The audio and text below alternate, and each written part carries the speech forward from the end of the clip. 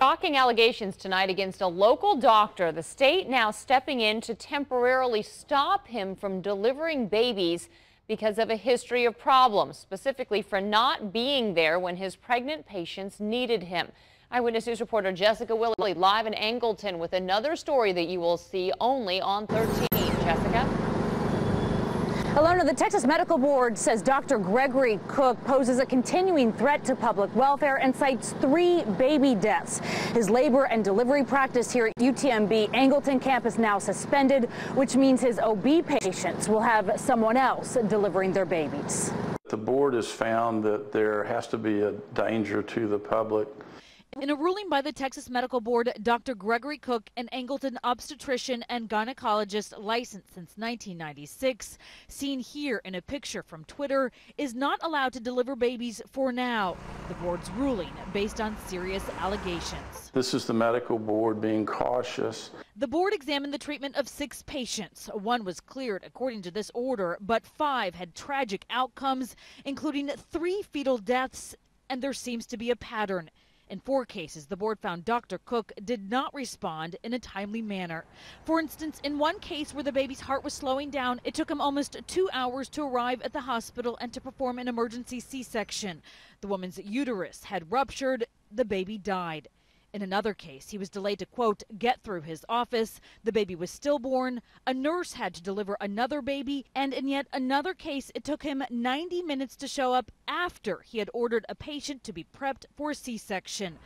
Commuting shouldn't be a problem. His office is right next to the hospital, UTMB Angleton campus, where he had privileges. His attorney told us, quote, although the temporary suspension hearing was held by the medical board, the board did not suspend Dr. Cooke's medical license. Instead, they took temporary action, which he is appealing and we anticipate will be resolved at an expedited hearing. Brian, too, is both a doctor and a lawyer. It doesn't mean he has to quit practicing. They just don't want him delivering babies while they investigate further. And Dr. Cooke can still practice gynecology. This restriction, this labor and delivery restriction, stands until the board takes further action, and his appeal hearing has not yet been scheduled. Live tonight in Angleton, Jessica Willey, 13 Eyewitness News.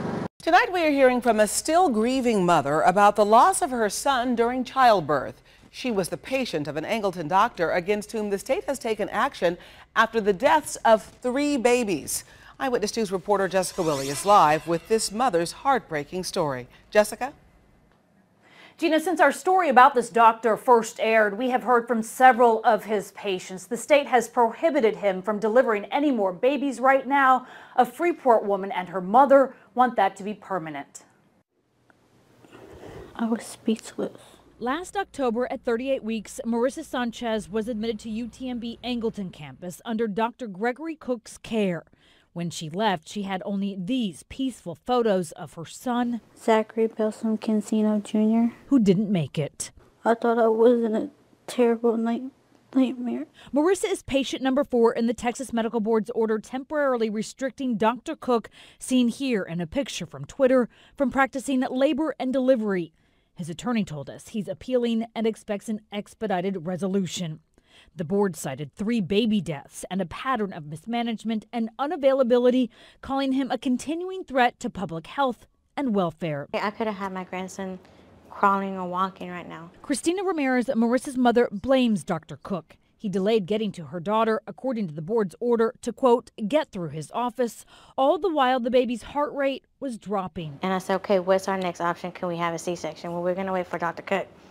Dr. Cooke never came. His office right next door to the hospital. Almost an hour and a half later, he arrived, reads the order, tried 3 vacuum extractions, and then the C-section.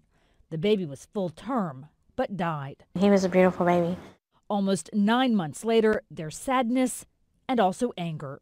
He should have been there. If he's not capable of delivering babies, then he shouldn't. And according to the medical board's website, Dr. Cooke resolved a previous board action a few years ago. That issue, pain medication. He has at least 1 medical malpractice lawsuit pending against him. And right now he can still practice gynecology. We are live tonight. Jessica Willey, 13 Eyewitness News.